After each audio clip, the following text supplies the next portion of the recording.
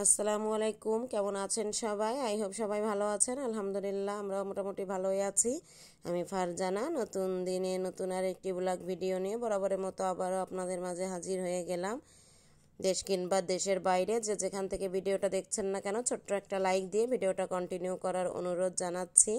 আজকে আপনাদের পারফেক্ট বন্দিয়া কিভাবে তৈরি করতে হয় ঘরে বসেই সেই রেসিপিটি শেয়ার করব। তো দেখতেই পাচ্ছেন আমি কিন্তু এখানে এক বাটি বেসন নিয়েছি। বেসনটা বাটিতে মেপেই নিয়েছি, আর বেসনটা কিন্তু চেলে নিয়েছি, অবশ্যই চেলে নিতে হবে। আর বেসনটা নেওয়ার পরে ওই বাটিতেই 4/3 আমি পানি নিয়ে নিয়েছি, নিয়ে হাতের সাহায্যে কিন্তু ভালোভাবে এইভাবে আর কি মেখে নিতে হবে। যত ভালোভাবে মেখে নেবেন ততই কিন্তু বন্দিয়াটা পারফেক্ট হবে। আর এখানে আমি একটা বাটিতে পানি নিয়ে দেখছিলাম যে বেটারটা পারফেক্ট হয়েছে কিনা। এটাও কিন্তু একটা টিপস, আপনারা এটা ফলো করতে পারেন যে বেটারটা পারফেক্ট হয়েছে কিনা সেটা কিন্তু এইভাবে দেখে নিতে পারেন। তো বাটিতে দেখতেই পেলেন আমি প্রথমে বেটারটা আর কি দিয়েছিলাম পানির নিচেই আর কি আছে, উপরে ভেসে উঠি নাই, তার মানে আমার বেটারটা পারফেক্ট হয়েছিল না। আমার মোট কিন্তু সময় লেগেছে 5 থেকে 7 মিনিট আর কি, ফ্যাটটাতে আর কি যতটা সময় লাগে। তো ভালোভাবে মিশিয়ে নিয়েছি 5 থেকে 7 মিনিট, তারপরে দেখতেই পেলেন পানিতে দেওয়ার সঙ্গে সঙ্গে কিন্তু উপরে ভেসে উঠেছে বেটারটা, তার মানে পারফেক্ট হয়ে গেছে বন্দিয়াটা আর কি, বন্দিয়ার বেটারটা পারফেক্ট হয়ে গেছে। তো এইভাবেই কিন্তু এই টিপসটা ফলো করে আপনারা ঘরে বসে এই পারফেক্ট বন্দিয়া বানায় ফেলতে পারবেন। দেখবেন কতটা সহজ এবং কতটা পারফেক্ট হয়।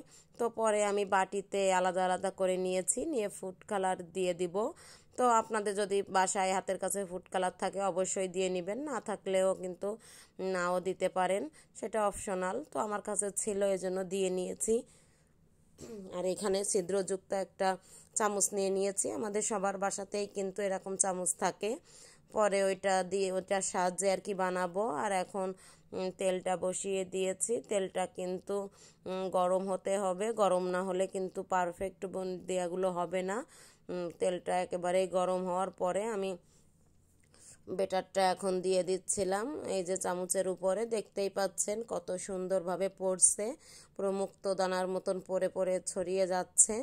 তো এক জায়গাতেই চামচটা রাখার চেষ্টা করতে হবে, নাড়াচাড়া করা যাবে না।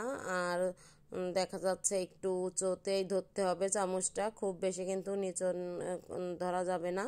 তো এই যে দেওয়ার সঙ্গে সঙ্গে কিন্তু ওইটা দেখেন কত সুন্দরভাবে পড়ছে, অনেক সুন্দর লাগছিল। তো এইভাবে আমি কিন্তু অনেকগুলাই আর কি বানিয়ে নিব।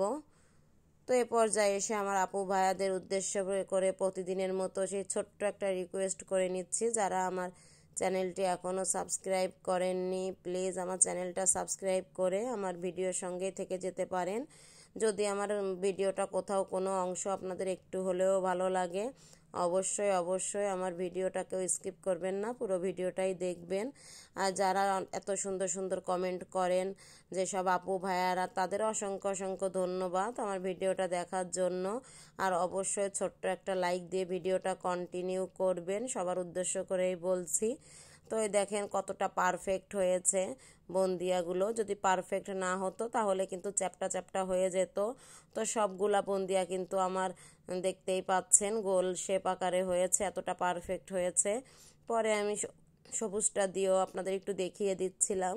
তো দেখেন এটাও কতটাই পারফেক্টভাবে পড়ছে, কতটা সুন্দরভাবে পরে পরে আর কি ছড়িয়ে যাচ্ছে, অনেকটাই কিন্তু সুন্দর লাগছিল দেখতে। তো আমি সবগুলা এইভাবে বানিয়ে নিচ্ছিলাম। আর খুব বেশি কিন্তু ভাজা যাবে না বন্দিয়াগুলো, কারণ খুব বেশি ভাজলে যে চিনির শিরাটা করব সেই শিরাতে কিন্তু বন্দিয়াগুলো আর কি চিনির শিরার ভিতরে দিলে শক্ত হয়ে যাবে, চিনিটা আর কি ঢুকবে না, এজন্য খুব বেশি কিন্তু আমাদের ভাজা যাবে না।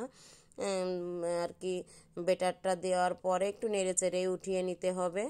তো আমি সবগুলা এইভাবে অফ ক্যামেরায় পরে বানিয়ে নিচ্ছিলাম, আর এটা একটু দেখিয়ে দিচ্ছিলাম। দেখেন ঘনত্বটা কিন্তু অনেকটাই আছে, এজন্য বন্দিয়াটা পড়তে কিন্তু একটু সময় লাগছে একটু। এখন এই পর্যায়ে দিলে তো বোঝাই যাচ্ছে যে আমার বেটারটা ঘন হয়ে আছে, তখন একটু পাতলা করতে হবে, আর একটু পানি মিশিয়ে পাতলা করে নেবেন, তো আমার এটা একটু ঘন ছিল, সেটাই আর কি দেখিয়ে দিলাম। ঘন থাকলে এইভাবে আর কি একটু দেরি করে করে পড়বে, আর একটু পাতলা হলে তো দ্রুতই পড়বে। আগেরটা তো দেখতেই পেলেন কত সুন্দরভাবে পারফেক্ট হয়েছে। তো এইভাবে আমি সব বন্দিয়াগুলা কিন্তু বানিয়ে নিয়েছি, অনেকগুলাই হয়েছে। বানাইতে কিন্তু অনেক ভালো লাগছিল, যেহেতু পারফেক্ট হচ্ছিল এই জন্য বানাতে বেশি ভালো লাগছিল। যে কোনো জিনিস বানাইতে গেলে যদি হয় দেখবেন অনেক ভালো লাগে, বানাইতে ইচ্ছা করে, আর না হলে কিন্তু বানাতে ইচ্ছা করে না। তো যাই হোক, আমি সবগুলাই যে বানিয়ে নিয়েছি, কতটা দেখেন সুন্দর লাগছিল দেখতে। তো এইগুলো আমি সব আর কি শিরার ভিতর দিব না, অনেকটাই হয়েছে, কিছুটা দিব আর কিছুটা রেখে দিব, যখন প্রয়োজন হবে তখন আর কি আবারও শিরায় ভিজিয়ে নিব। তো আমি এই যে শিরার জন্য পানি 1 কাপ পানি আর 1 কাপ চিনি দিয়ে নিয়েছি, নিয়ে একটু যখন এরম থকবক করে উঠবে আর কি ফুটে উঠবে, তখনই কিন্তু শিরার ভিতরে, গরম শিরার ভিতরে বন্দিয়াটা দিয়ে নিতে হবে। আমি 3-4 মিনিট জ্বালিয়ে নিয়েছি আর কি পানিটা, চিনির পানিটা। পরে গরম অবস্থাতেই কিন্তু দিয়ে নিতে হবে, ঠান্ডা অবস্থায় দেওয়া যাবে না, তাহলে শিরার ভিতর কিন্তু বন্দিয়াটা আর কি ঢুকবে না, শিরা মানে মিষ্টি হবে না, ভিতরে যাইতে যাবে না।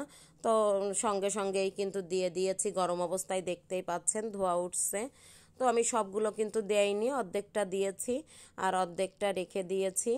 এটা রেখে দিব আমি কোনো টপে করে, আর বাকিটা দিয়ে দিয়েছি। এটাই আমাদের অনেক দিন হয়ে যাবে, যতটা ভিজিয়েছি। ভেজানোর পরে কিন্তু আরও ডাবল হয়ে যায়, মানে ফুলে ফুলে এক একটা অনেক সফট এবং অনেক সুন্দর হয়েছে, দেখতেই পাচ্ছেন। আমি 2 বাটিতে ভিজিয়ে নিয়েছি, আর আমরা ইফতারির সময়ও খেয়ে নিয়েছি, অনেক পারফেক্ট এবং সুন্দর হয়েছিল। আর এই যে 2 বাটি ভিজিয়ে নিয়েছি, এটা ফ্রিজে রেখে দিব।